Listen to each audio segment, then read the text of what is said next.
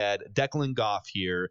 Thanks to everyone for subscribing to our YouTube channel. If you're listening to this via podcast, it's just youtube.com/scorenorth, where you get daily Vikings content in your feed from a guy. Just to clarify, because there were some comments in our comment section wondering, wait, were you guys joking about that Adam Thielen thing the other day? Like, you guys really not know he's from Minnesota? We were being sarcastic. Judd is 50 years old, has lived in the state of Minnesota for 50 years, covered the Vikings for 15 years.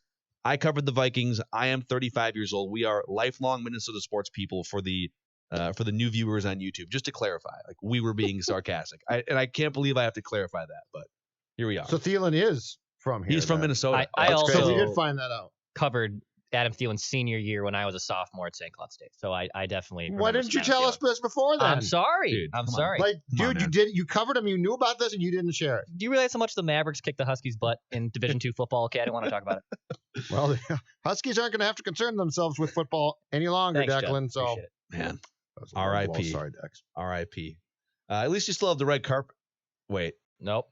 No, that's still there. No, the red carpet what's didn't the carpet burn still down. there? What's the one that burned down? The press burned down. The press. The press okay. is gone. Well, Got it. yeah, Okay. burned down on purpose, turned out. Well, that's a whole story right there. So, all right, gentlemen, on NFL.com right now, there is an article entitled "The NFL's Next Great Dynasty," and it's Adam Schein. Adam Schein breaking it down. He's got 10 teams. I'm just going to speed through them. Let's see if the Vikings are on this list. All right. Kansas City Chiefs, number one candidate to be the next dynasty or the team of the 2020s. He's got the Baltimore Ravens, number 2. The San Francisco 49ers, number 3. Dallas Cowboys, Philadelphia Eagles, the Buffalo Bills, the Chargers, the Titans, and the Browns. So he has 9 teams on this list. Yeah, I don't know why, Vikings. I don't know why he stopped at 9 and just didn't throw in the 10th team, but whatever. Okay, can I start Adam with, Schein. like, I don't necessarily think the Vikings should be the lead candidate to be the team of the 2020s, and we'll go through, like, the various other teams of decades and whatnot, but you cannot put the Cleveland Browns on this list. Like, the Cleveland Browns have been the biggest joke in the NFL since 1999. The young quarterback they just drafted has been a joke as a leader. The guy comes in and can't complete 60% of his passes. Like, he might get better. Yep. Kevin Stefanski, I think, is going to do what he can as head coach. Sure. You can't possibly put them on a list of 9 ahead of the Vikings to be the next team of the decade. I flushed this article away by having the Browns number 9. Why are we going with 9 teams? Like, there's not 9 teams that are going to be, if you are going to try and identify the potential team of the upcoming decade, and there might not be one, okay? But if you're going to say, let's go get the Patriots successor, and who's that going to be? Like, keep it at 5 teams probably, right? There's probably 5 teams. I think Kansas City's very fair. I think Kansas City, I have no idea if their luck is going to change completely, and they're now going to start to win multiple championships. But the quarterback certainly gives them that opportunity, right? Yep. Baltimore, incredibly well-run franchise, right? So totally get that. And like Baltimore hasn't been the team of the decade before, but Baltimore always has a good base of leadership, ownership, coaching, quality, stability, right? Yep. So Baltimore, very fair team in the second spot. And then it gets a little bit debatable, but it's not 9 teams deep. And do I think that the Vikings belong on this list? And let's say it stopped at 5 teams, because 9 is just stupid. Let's say it stopped at 5 teams. Would I put the Vikings on that list of 5? With the current quarterback situation, the coach being what now, 62, 63, I probably would not. But where I will give the Vikings credit is this. They have been, and I think, unless things change drastically, are going to continue to be a very stable franchise. So could they pop up? Absolutely. Yeah. But let's just start the list off with the realistic teams that probably, that if there is an opportunity to be that team that, like the Patriots, dominates a 10-year or more, in the Patriots case, period, let's make it realistic. 9 teams is not. Yeah, 9's aggressive. The first thing that I thought of was, all right, let's go back and look at what's the DNA of all the other teams of the decade? And then 2 parts off of that. Do the Vikings have a chance to fit that DNA for the next decade? And which teams, in addition to the Vikings or not, which teams are most likely? So tell me if I'm wrong on this, but I think the team of the 50s was the Browns, I think, but the team of the 60s was the Packers with Vince Lombardi, right? Yeah.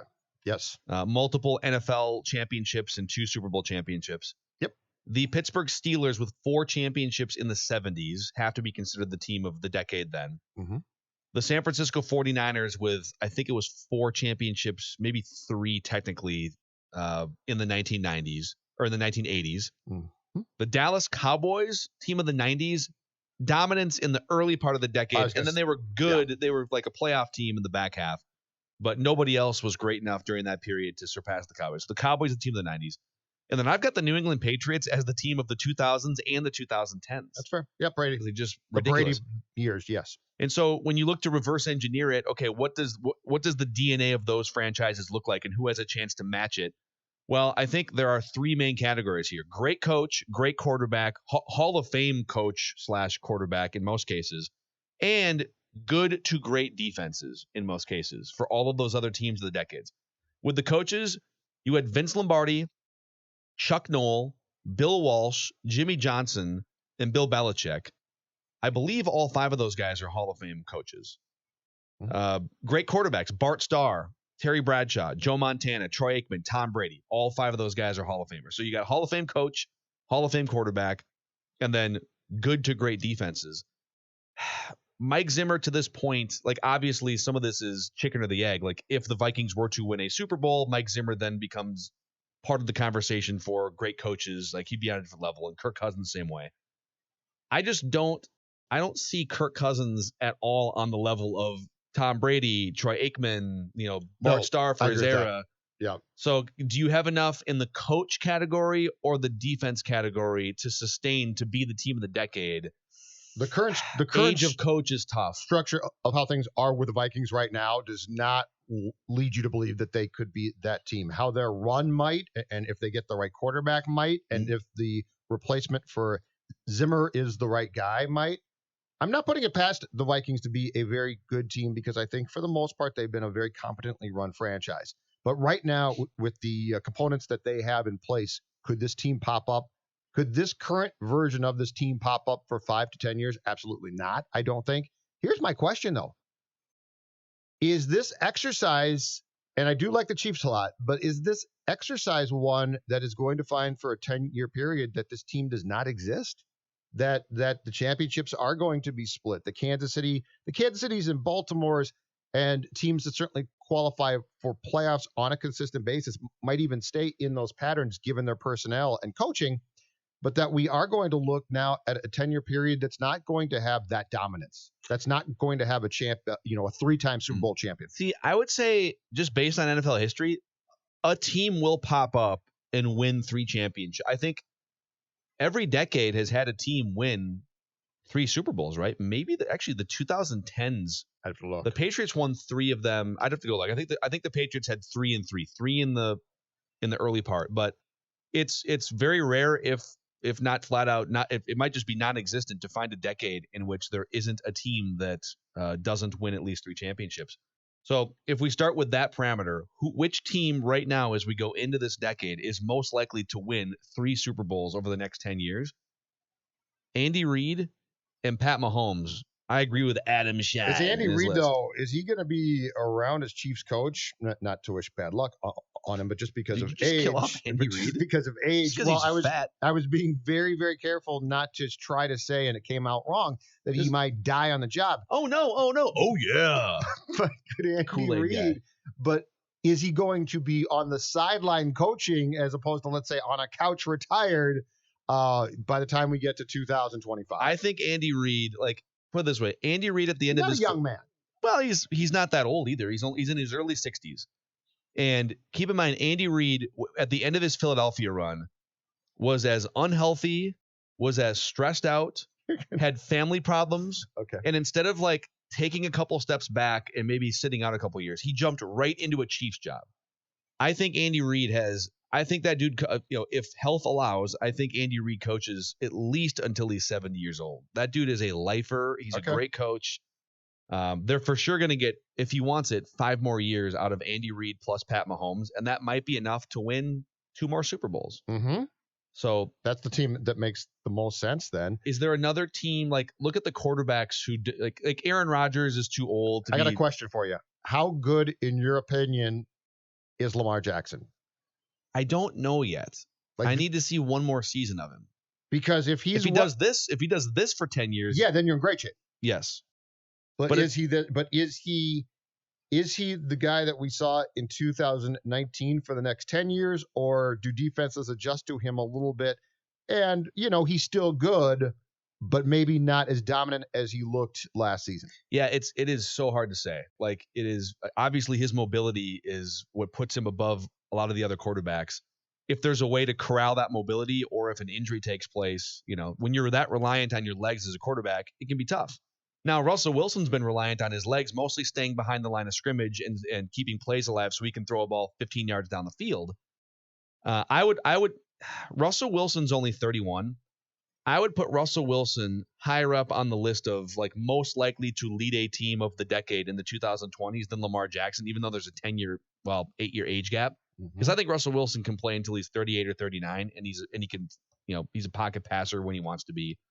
So I would say the Seahawks should probably be on this list, and maybe Pete Carroll, because he's old, retires at some point. But when you have Russell Wilson for another 8 years, if they don't trade him or quits, something, but my guy Reed doesn't, huh? I think isn't Pete Carroll older? I think he is. Yeah. I think Pete Carroll's older. Yeah, just give me a hard time. Okay, just seemed like fun. I mean, he's less likely to. Well, you don't know that, man. Over, is that what Andy Reid might have great genetics for all I know. It's genetics. It's all about genetics. The other one that I think Deshaun Watson's going to be amazing for the next decade. I think Bill O'Brien's a doofus, so Yeah. it's hard to say Houston. And they just traded a great player. And just back to the Vikings for a second. The Vikings have a really good situation at quarterback, a really good situation at coach, and they have a really good front office. I don't know if I would put them in the elite category in any of those. Like, I wouldn't put Mike Zimmer as, like, a top 3 coach in the NFL. I think he's a top 10 coach. I think Kirk Cousins is a top 10 quarterback. I don't think he's a top 3 or 5 quarterback. Mm-hmm. So, like, if you're looking at teams that'll likely be sustainably good based on history, the Minnesota Vikings will be good for the next decade. I don't know if they have enough in the tank to be the team of the decade. Which is the maddening thing about the Vikings historically, right? Because you know what? If they were the Wolves and they just weren't well run for the most part, and we could lament their lack of success, but also start every year with, yeah, but they're not that good. Yeah. It's almost easier. That's the thing, is the Vikings have, as Brett Favre once said, the pieces are in place for this franchise, if they do things right, to be extremely successful. It is basically probably a miracle that they don't have a Super Bowl championship. It is. It probably makes no sense. They are one of the greatest franchises in American pro sports history to not have a championship. So the Vikings are a team that you can't sit there and say, just dismiss them. You can't. You guys care to take a gander here at the last time the Vikings finished with 3 consecutive losing seasons? Well, in 2010 and 11, they went at back-to-back losing years, but then 2012 they popped up. I would have to imagine, and it didn't. It's the 60s. It's going to be the 60s. Oh no, because they were 9 and 7 in like 2005. Yeah, that first year. And Denny always said I'm good. It's going to be the 60s. It is the first 3 years of their franchise's existence. Yep. As an expansion team, they went 3-11, 2-11, 2-11-1, and then 5-8-1. That is the last time the Vikings finished below 500 3 consecutive seasons. That is nuts. Bud gets here in 67, Phil, and look at after that. Basically, the team with Bud starts to get on track, and 1970 hits, and they take off. There's only there are bad years, but any extended period, there's not. It's crazy. There's even, like, if you just look at, all right, let's lower the bar. How many times in franchise history have they finished with back-to-back losing seasons? Just a couple of bad seasons in a row. And the answer is 5 all time. 2 of them in the 60s. So only 3 times since 1970 have the Vikings finished with back-to-back losing seasons. So how do you not have a championship? That is nuts. How do you not have one championship? I mean, how do you not have that? Torturous. Last thing. Do you think ultimately that the more successful of these 2 quarterbacks will be Jimmy Garoppolo in San Francisco, and that has a chance to become a dynasty or something very competitive for a long period of time, or Jared Goff with the Rams? Just quarterback, or do we talking Sean McVay and Kyle Shanahan? That's fine too, but I'm just saying if you had to put all your eggs in a 49ers or Rams basket, that's fine. Go with coaches too. Whoo, boy. I would put... Because I'm not dismissing either of those things happening, but I'm not convinced that they have a good chance. I love Kyle Shanahan. I love Sean McVay too. Like, if you're saying, listen, who would you want taking over for Mike Zimmer? Is Sean McVay available? You got to pick one as your team of the decade potentially. San Francisco. Okay. I take San Francisco. And they're in the same division. So yeah, that's a tough one though. Mm-hmm. What were you going to say? Yeah, I would take Jimmy G. I think Jared Goff is much more suited to the situation that he's in, and I think Jimmy Garoppolo has much more pure talent. Even though Jimmy G was a second, third round pick, and Jared Goff was a first overall pick, I think Jimmy Garoppolo has tailored himself to have much more of a successful career than Jared Goff. He's also just better looking than Jared Goff. Oh, he's a good looking man. And look, I have every right to defend man. anyone whose last name is Goff, and I'm not going to do it. Can you imagine? Are you guys relatives? No, and I can't tell you how many people pointed that out, especially after that Rams 2018 Week 4 debacle.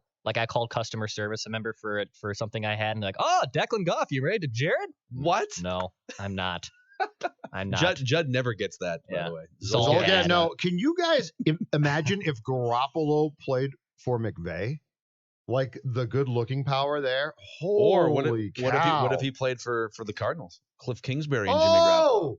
Oh, it'd be off the charts. Both sitting in their white loafers inside of a nice Scottsdale one level 4,000 square foot one level home. Their own form of social distancing. I'm pretty sure the Cliff Kingsbury Instagram photo where he's sitting in his quarantine draft setup. Yeah, that's great.